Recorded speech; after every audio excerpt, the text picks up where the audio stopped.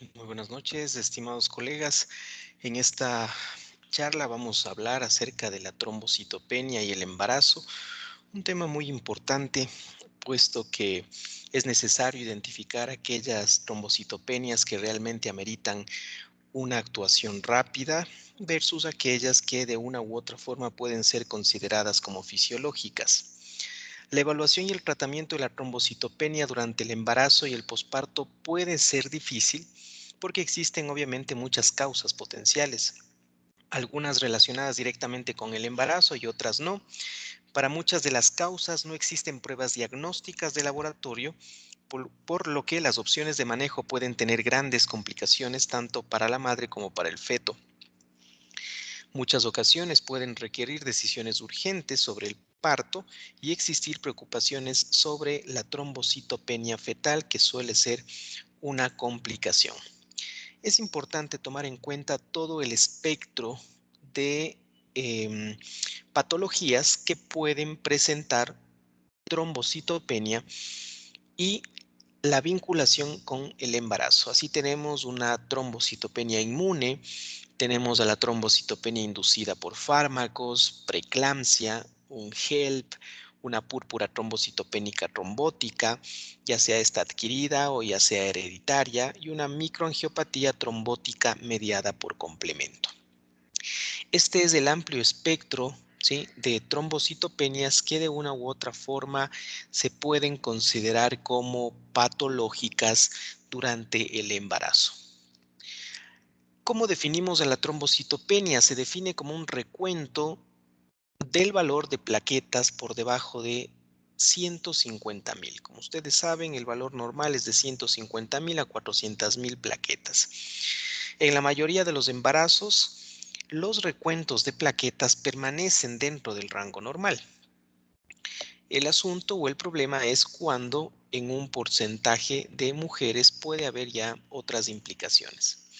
En esta diapositiva ustedes pueden comparar el contagio plaquetario en mujeres embarazadas, en embarazos no complicados, ¿sí? Ustedes pueden ver, bueno, en comparación con una mujer no embarazada que alcanza un promedio de plaquetas de 273,000.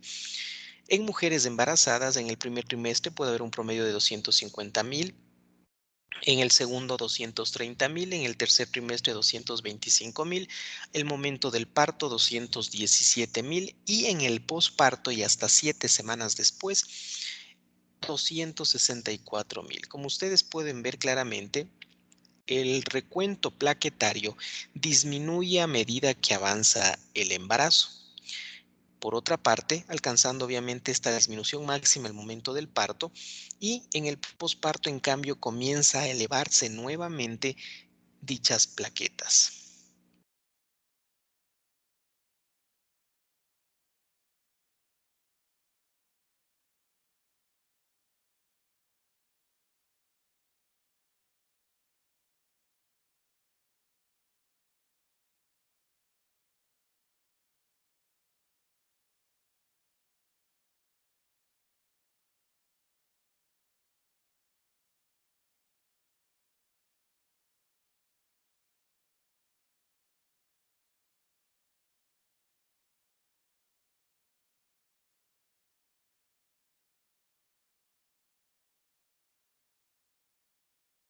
Aquí tenemos, bueno, ya algunos aspectos que los mencionamos en la diapositiva anterior. Como dijimos, el recuento medio de plaquetas en los embarazos únicos no complicados disminuyó progresivamente a lo largo del embarazo y aumenta después del parto. Estos datos fueron confirmados a través de diferentes estudios, sobre todo el realizado en la Universidad de Oklahoma, donde se hizo en 7,351 mujeres, donde se estableció prácticamente estos puntos o estos valores promedios. Los recuentos medios de plaquetas en embarazos gemelares no complicados fueron menores con un patrón similar, sin embargo hubo menos de 100 embarazos de gemelos. El recuento medio de plaquetas en el parto fue mayor en mujeres negras no hispanas que en mujeres blancas hispanas y no hispanas, y en mujeres más jóvenes que en mujeres mayores. el momento del parto, la distribución en el recuento de las plaquetas en embarazos únicos sin complicaciones, tenemos que más de 150,000 lo alcanza el 90% durante el parto, ¿sí? De 125,000 a 49,000 el 6,4%, y así a valores de entre 60,000 a 79,000, que realmente es una incidencia muy baja del 0,1%. Esto en el momento del parto. Las causas de una trombocitopenia en el embarazo van a depender de la duración de la gestación, va a depender de la gravedad de la trombocitopenia y del estado clínico de la paciente. Así podemos nosotros encontrar de todo el espectro de trombocitopenia. Podemos ver que la trombocitopenia gestacional se presenta en un 59%. Entiéndase aquella trombocitopenia de carácter benigno, es decir, aquel recuento bajo de plaquetas que está descrito dentro de los cambios que existen en el embarazo. Tenemos a la preeclampsia con características graves de un síndrome de Helvin en un 22%, una púrpura trombocitopénica inmune el 11%, y como otras causas como un síndrome antifosfolipídico, coagulación intravascular diseminada, entre otras un 8%. Estos porcentajes es muy importante para que ustedes tengan en cuenta el momento de que tengan una trombocitopenia, que en el 59%, es decir, aproximadamente de cada 10 mujeres, 6 por lo general que tienen trombocitopenia, esa trombocitopenia se va a dar a una, va a afiliar a una trombocitopenia de tipo gestacional que, como les dije anteriormente, tiene características totalmente benignas.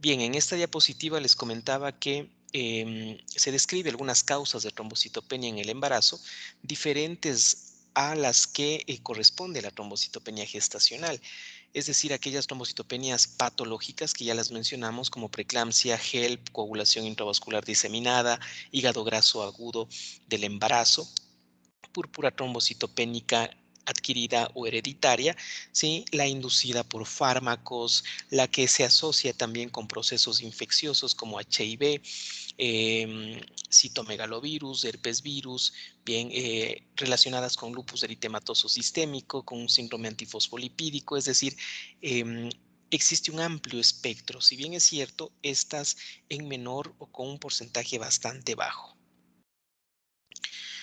Con respecto a la trombocitopenia gestacional, también denominada trombocitopenia incidental del embarazo. Como les decía, es una condición benigna y totalmente autolimitada que no requiere evaluación ni tratamiento adicional.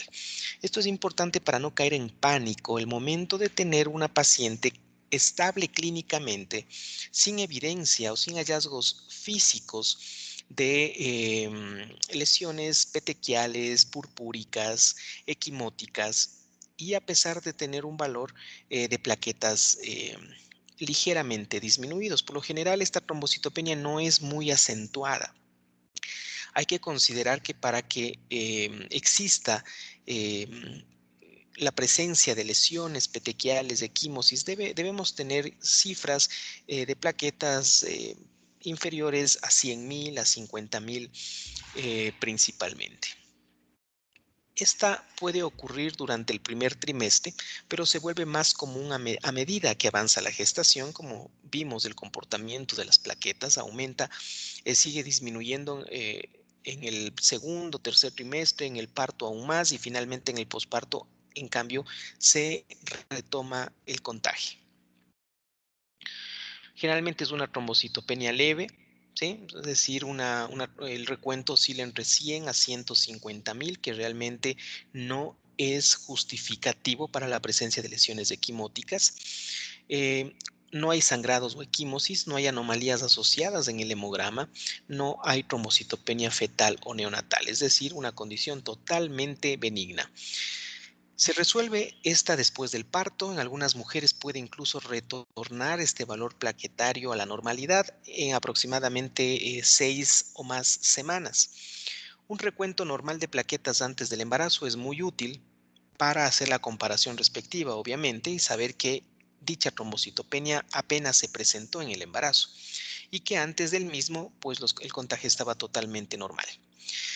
Un antecedente de trombocitopenia leve durante el embarazo previo confirma también este diagnóstico porque el riesgo de recurrencia de este tipo de trombocitopenia es 14 veces más en las mujeres que ha tenido ya un evento de trombocitopenia gestacional en relación con las que no han tenido. No requiere tratamiento ni ningún tipo de intervención adicional. Por otra parte, la trombocitopenia o la púrpura trombocitopénica inmune es una condición ya de tipo patológico de causa autoinmune en la cual existen la presencia de autoanticuerpos que se dirigen en contra de las plaquetas, provocando así su destrucción. Ocurre en 1 a 3 de cada 10,000 embarazos. Solo un pequeño grupo de estos alcanzarán recuentos de plaquetas inferior a 50,000. Por lo general, este tipo de pacientes tolera de mejor manera cifras plaquetarias bajas en relación a otra etiología.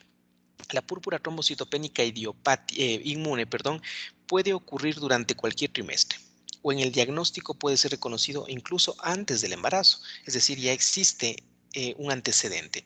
La gravedad de la misma es variable y puede tomar un curso totalmente diferente en el mismo.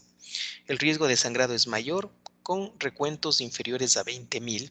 Recordar que los sangrados espontáneos se presentan con recuentos inferiores a 20,000 y con recuentos inferiores a 10,000 pueden existir sangrados espontáneos que amenacen la vida, es decir, podemos tener ya hemorragias intraparenquimatosas a nivel cerebral, hemorragias digestivas, que muchas de ellas pueden ser fatales.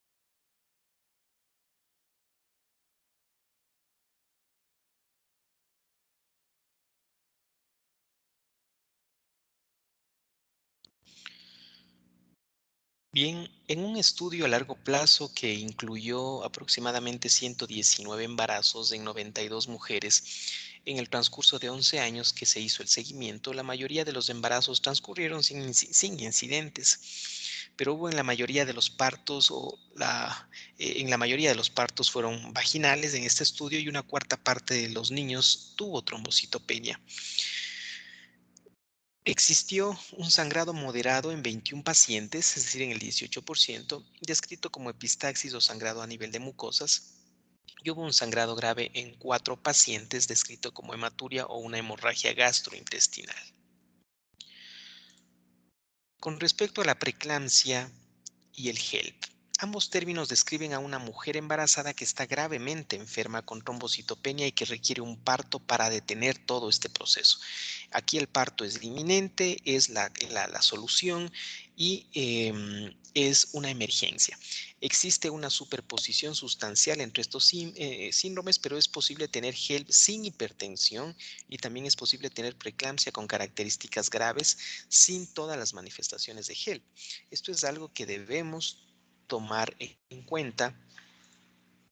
La preeclampsia, como ustedes lo conocen, es una complicación del embarazo, se presenta aproximadamente en el 5% de las mujeres embarazadas y generalmente se manifiesta por hipertensión, proteinuria o hipertensión de inicio reciente y disfunción de órgano terminal con o sin proteinuria después de las 20 semanas de gestación.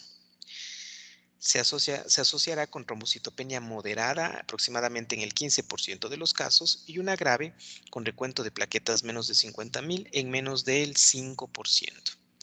En el 1% de los casos puede estar asociada con hipertensión más grave, alteraciones a nivel hepático, dolor epigástrico, ¿sí? Y una trombocitopenia importante.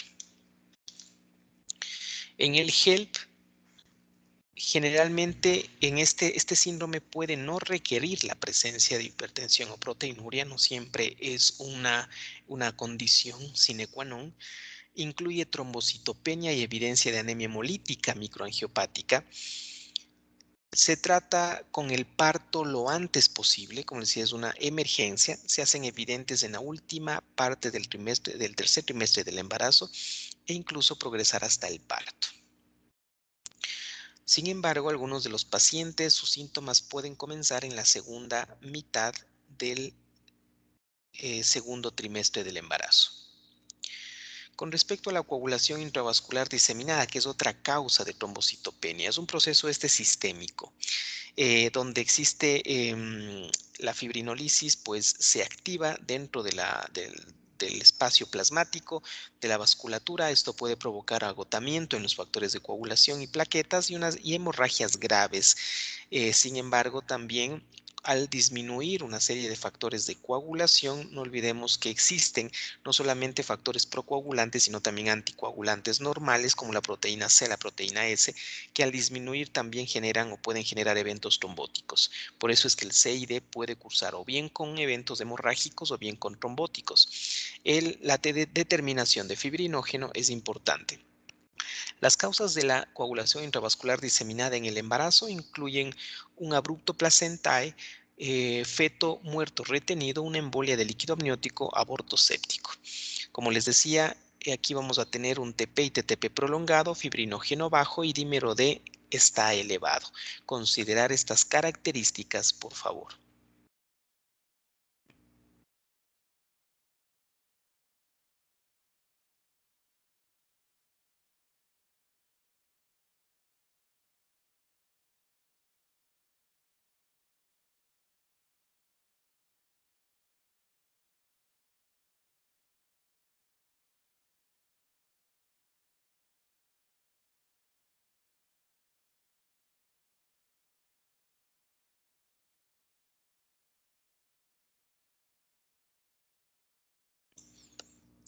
Bien, otra condición que puede cursar con trombocitopenia es el hígado graso agudo del embarazo.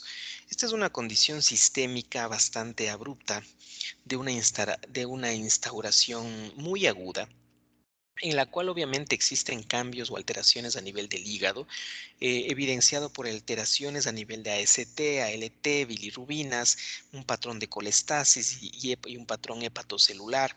Aquí vamos a tener también alteraciones a nivel, una reducción de la albúmina, una prolongación de TP, es decir, signos de una insuficiencia hepática aguda.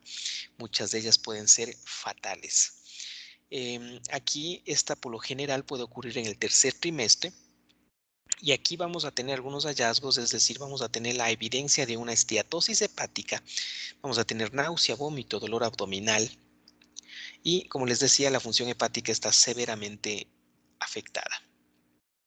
Con respecto a la microangiopatía trombótica, hay dos formas, la primaria y la mediada. La primaria, como es la púrpura trombocitopénica trombótica, y la mediada por el complemento.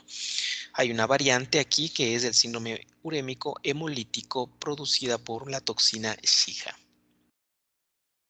Aquí vamos a tener nosotros una serie de formación de microtrombos plaquetarios a nivel de vasos sanguíneos pequeños que obviamente reduce la irrigación a ciertos tejidos, a ciertos órganos con el daño consecuente. Las únicas características clínicas definitorias de estos síndromes es la anemia hemolítica microangiopática.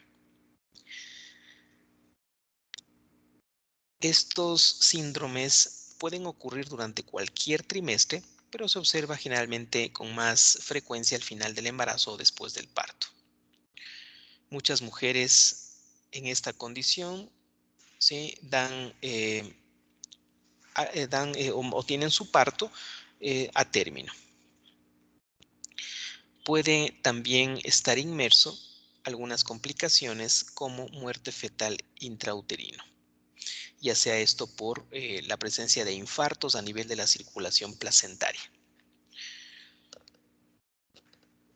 La, con respecto a la púrpura trombocitopénica trombótica, se asocia con una actividad semeramente reducida de ADAMTS13, que es una enzima o es una proteasa que escinde multímeros muy grandes del factor de von Willebrand en células endoteliales, y de ahí que radica obviamente la causa de esta.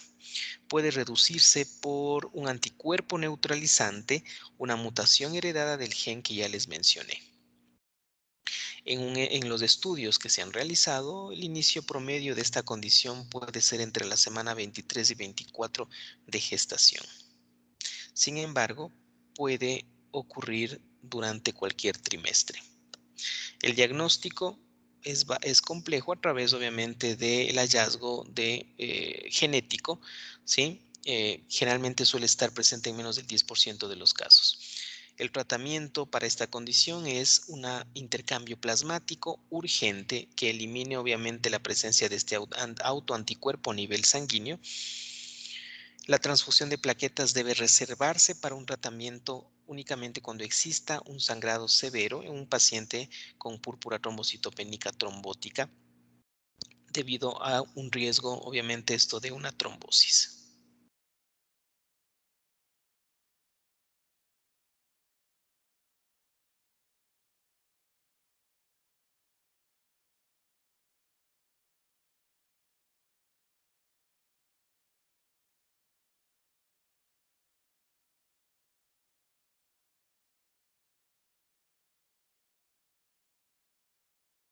Otras formas, generalmente tenemos la que está asociada o está mediada por el complemento. Es un trastorno en la cual los pacientes tienen una mayor activación del complemento a nivel de células endoteliales. Los pacientes con complemento alterado pueden desarrollar microtrombos en pequeños vasos a lo largo de la vasculatura. El riñón por lo general suele verse afectado y de ahí que puede cursar con elevación en los niveles de creatinina. Su primera presentación de la enfermedad puede estar presente a nivel de la etapa gestacional o en el posparto. ¿Qué características tiene esta condición? Anemia hemolítica, microangiopática, la trombocitopenia y un aumento de la creatinina sérica. El tratamiento es una terapia contra el complemento que está alterado para detener justamente ese proceso, y también el apoyo sustitutivo renal si es que es el caso. La terapia anticomplemento con eculizumab debe iniciarse de inmediato si el diagnóstico está en sospecha.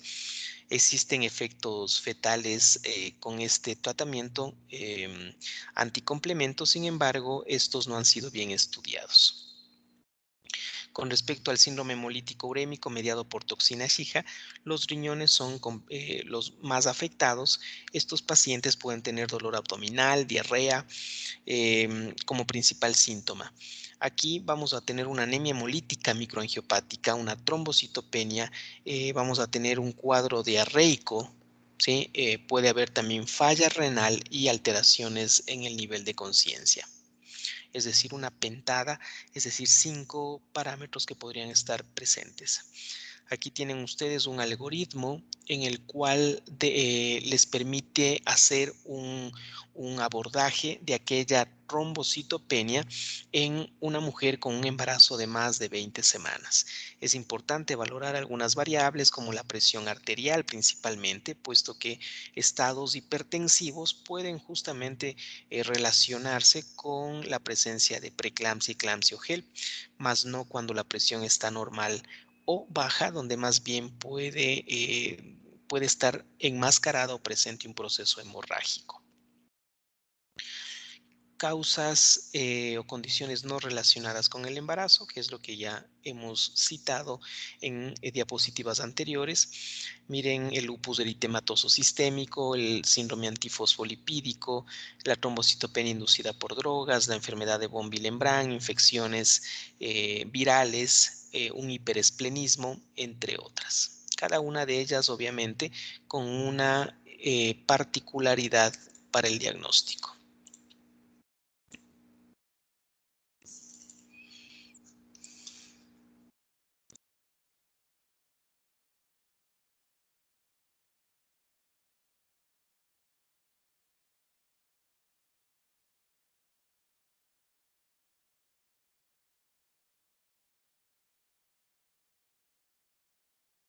Bien, es importante obviamente considerar los criterios tanto para lupus eritematoso sistémico. Recordemos que la Sociedad Americana de Reumatología propone 11 criterios, de los cuales al menos 4 deben estar presentes para tener una sospecha de lupus eritematoso sistémico.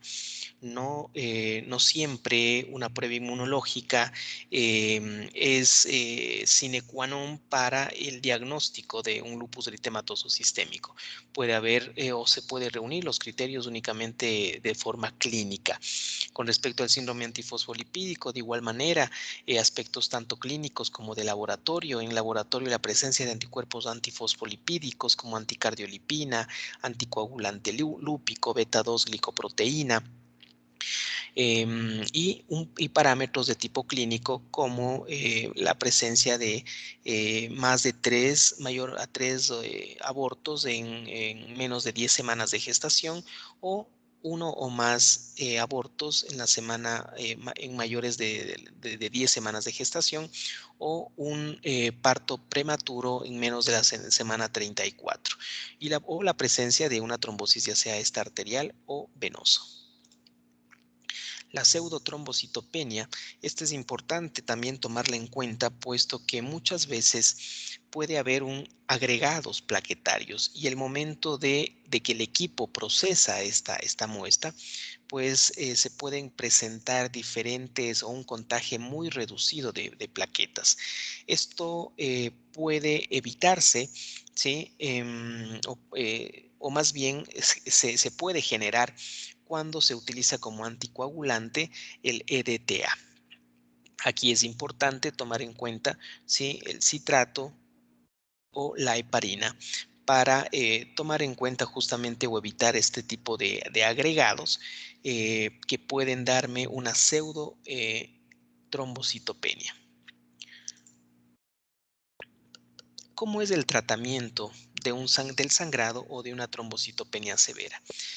El riesgo de sangrado severo debido a una trombocitopenia aumenta significativamente cuando existen recuentos de plaquetas menores de 50,000. Es decir, ese es el punto de corte en el cual nosotros debemos actuar rápidamente, ¿sí? Aquellas mujeres con un recuento menos de 50,000 y una presencia de hemorragia, es necesario una transfusión para la misma. Es decir, aquí hay que reconocer cuándo hacer una transfusión profiláctica y cuándo hacer una transfusión no profiláctica o terapéutica. Definitivamente la condición en la cual es necesario realizar una transfusión plaquetaria terapéutica es con un recuento bajo de plaquetas y en presencia de un sangrado. Por lo general con menos de 50,000. Entre 50,000 a 100,000 la probabilidad de sangrado es bajo, a menos que exista un traumatismo importante. Con menos de 50,000 y más de 20,000 ya con un traumatismo leve. Con menos de 20,000 ya es algo espontáneo, y menos de 10,000 sangrados que amenazan la vida. Entonces, recordar, menos de 50,000 con evidencia de sangrado, transfundir. Y cuando tengamos menos de 20,000 sin evidencia de sangrado, también transfundir, pero de una manera profiláctica. Con menos de 20,000, por favor, colegas, se puede presentar ya una hemorragia espontánea, y con menos de 10,000 ya una hemorragia que amenace la vida. El umbral de recuento de plaquetas para una mujer embarazada que no presenta sangrado y que se acerca al parto depende obviamente de la forma del parto o del tipo del procedimiento. Para un parto vaginal se considerará transfusión solo si existe un recuento menor de 30.000. Para la cesárea se utilizará o se hará una transfusión solo si el recuento de plaquetas es menor de 50.000. Miren, son dos puntos de corte muy claves. Menos de 30.000 cuando es por parto vaginal y menos de 50.000 en parto por cesárea.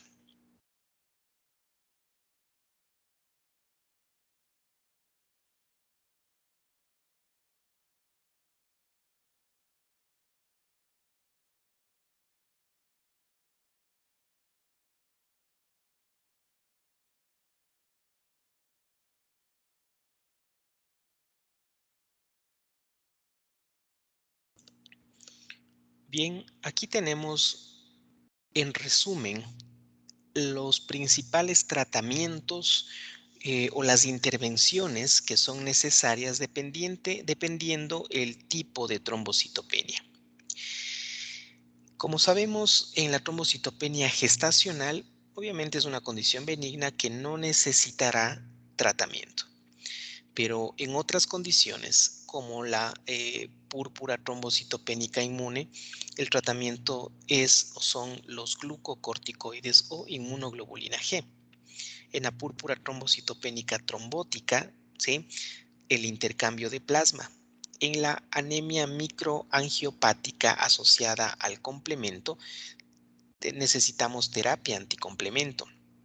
En lo que corresponde, ¿sí?, a la trombocitopenia inducida por heparina, debemos cesar obviamente el uso de este anticoagulante. Generalmente esta trombocitopenia inducida por heparina se da más por heparina sódica es decir, heparinas no fraccionadas en relación con las heparinas de bajo peso molecular, pero eso no quiere decir que no puedan presentarse. Y claro, aquí el tratamiento es justamente suspender la administración del anticoagulante. Y en otras trombocitopenias inducidas por fármacos, pues obviamente retirar la exposición al mismo. La frecuencia en la monitorización en el recuento de plaquetas es muy importante en aquellos pacientes que han tenido una patología severa como el HELP. Se debe realizar controles por lo menos, sí, de plaquetas cada 4 a 6 horas. Ahí debe existir un monitoreo diario, ¿sí?, en pacientes que están obviamente hospitalizados, y para aquellos pacientes con una trombocitopenia leve a moderada es necesario mantener monitoreos o contagios plaquetarios una vez por trimestre o una vez por mes al menos. En el control obstétrico de rutina apropiado para mujeres con recuentos de plaquetas mayores de 100.000, prácticamente en estas mujeres, pues no se va a presentar mayores complicaciones. Necesidad de parto urgente. ¿Cuáles son criterios de un parto urgente? Si la madre o el feto son o están inestables. Si es el caso, obviamente es necesario administrar corticoides prenatales, ¿sí?, antes del parto, y cuando el feto está a término, el parto puede estar justificado para facilitar obviamente la evaluación de la causa subyacente de una manera más eficiente. Habrá situaciones en las cuales, patológicas, en las cuales el parto debe ser algo urgente. Condiciones que deben ser tratadas por parto. Tenemos la preeclampsia con características graves o el síndrome de HELP, la coagulación intravascular diseminada, condiciones o por lo general condiciones no tratadas por parto. Puede incluir una variante de la CID, una trombocitopenia inmune inducida por fármacos, una microangiopatía trombótica mediada por complemento o una púrpura trombocitopénica trombótica. Es importante considerar entonces, ¿sí?, que las condiciones que deben ser tratadas por parto es la preeclampsia con características graves, el HELP, una coagulación intravascular diseminada.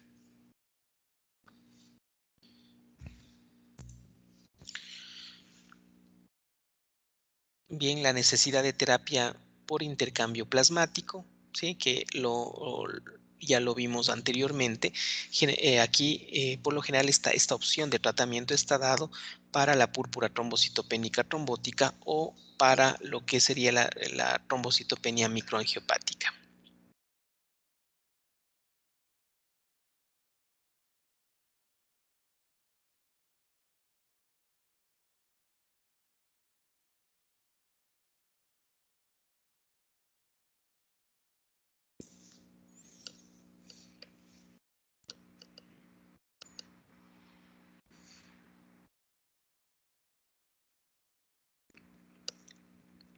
Bien, ¿cuáles son las terapias para la púrpura trombocitopénica inmune? Aquí es importante, el tratamiento es el mismo que en una paciente no embarazada, ¿sí? Sabemos que son los corticoides. Las dosis, generalmente dependiendo la severidad de la púrpura, generalmente en aquellas trombocitopenias que amenacen la vida e incluso es necesario la utilización de pulsos de metilprednisolona a 1 gramo cada día por 3 días y a partir de los 3 días prednisona a 1 miligramo por kilo de peso. Eso es un esquema. Existen otros esquemas que pueden ser planteados con corticoides de una acción más prolongada, así como la dexametasona por unos 7 a 10 días y evitar con esto el uso de prednisona más adelante, reduciendo así obviamente el efecto o el número de eventos adversos por el corticoide.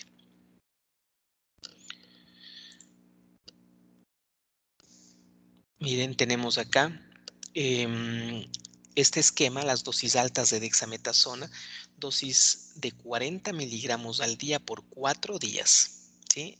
Esto generalmente puede ser un esquema, ¿sí? Y el otro esquema tenemos prednisona 1 miligramo por kilo día durante 2 semanas y posteriormente habrá que seguir o hacer un destete o un tapering gradual. Entonces, nosotros tenemos cualquiera de estos dos esquemas, o dosis altas de Dexa, 40 durante 4 días y suficiente, y se corta, ¿sí? No necesito hacer aquí un destete progresivo. O la otra, prednisona 1 miligramo por kilo día durante 2 semanas y ahí sí realizar el tapering.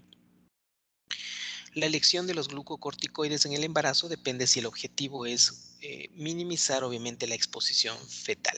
Cuando el parto no es inminente, es preferible la prednisona porque hay menos exposición fetal con esta.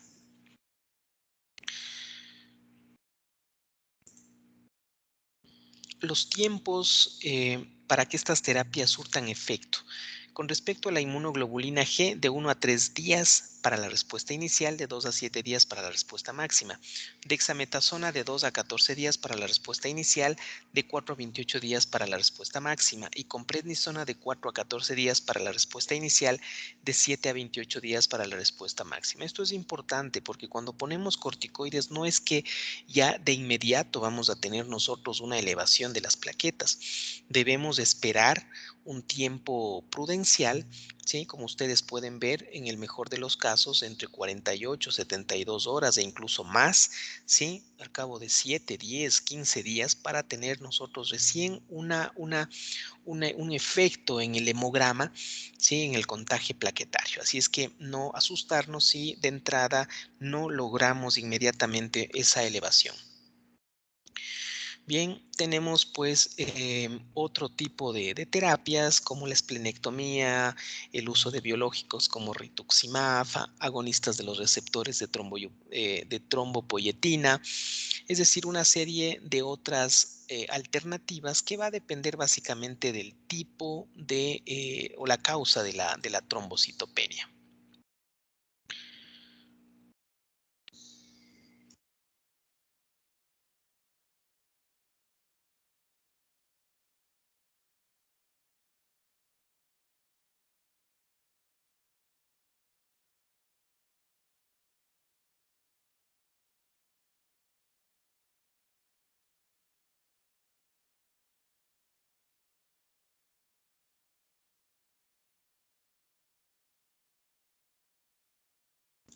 Bien, existen algunas pruebas neonatales que obviamente habrá que ser considerado, sobre todo para un rastreo o un screening de trombocitopenia fetal.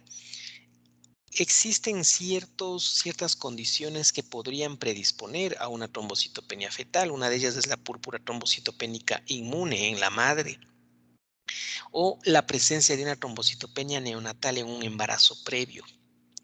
Es decir, existirán ciertas alteraciones o ciertas condiciones previas.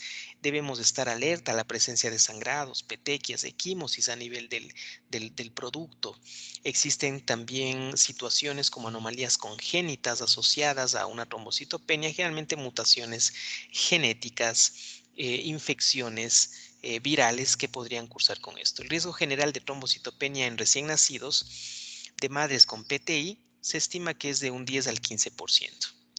Cuando se realizan pruebas neonatales, se deben realizar después del parto, generalmente mediante el recuento de plaquetas en sangre del cordón umbilical. Estos detalles son importantes. Ya en el posparto, sí, obviamente, como habíamos mencionado, existe ya un incremento en las cifras de plaquetas. Se espera que la trombocitopenia se resuelva después del parto en mujeres con trombocitopenia gestacional, en el HELP y en el CID, porque justamente son causas en las cuales debe o se resuelven con el parto.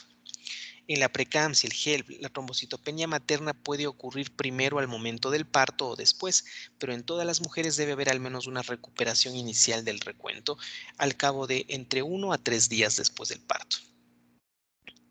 La trombocitopenia causada por una púrpura trombocitopénica trombótica puede empeorar u ocurrir por primera vez durante el periodo posparto.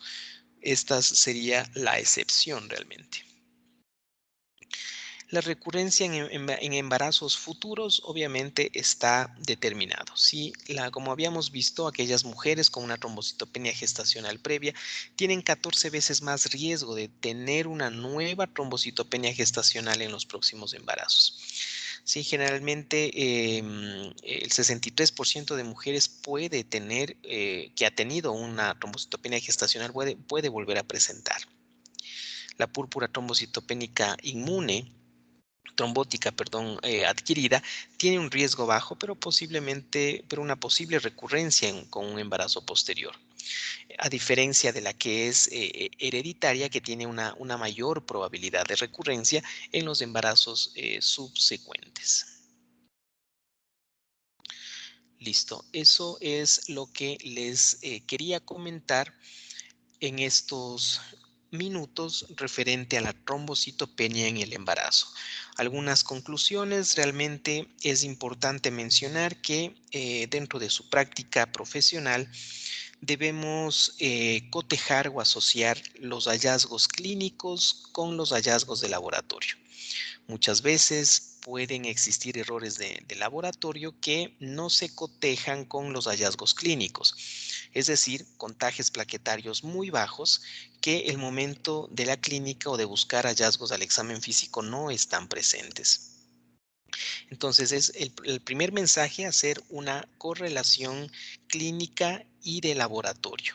Es necesario también entender que del gran espectro de trombocitopenias en el embarazo que pueden presentarse como patológicas, la más frecuente es justamente la trombocitopenia gestacional, casi un 60%. Entonces, no asustarnos en el hecho de que necesariamente puede ser cualquiera de estas formas patológicas graves, que afortunadamente son raras, pero hay que tomarlas en cuenta.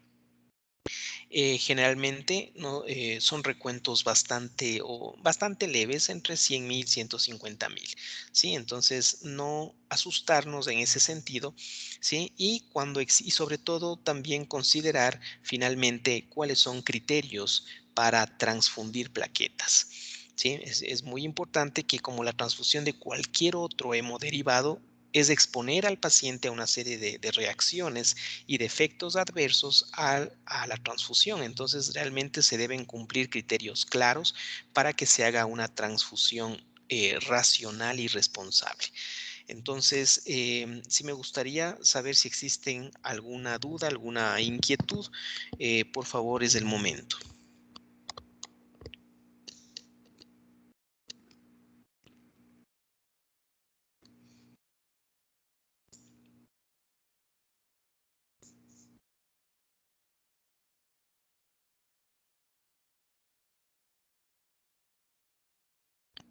Bien, les agradezco por su atención. Espero que estas perlas en cuanto al manejo del paciente, de una paciente embarazada con trombocitopenia, haya sido pues de mucha ayuda y haya respondido inquietudes que seguramente en la práctica profesional, en la práctica diaria, ustedes van a poner en uso Hola, pues estas características. Sí, sí, buenas noches.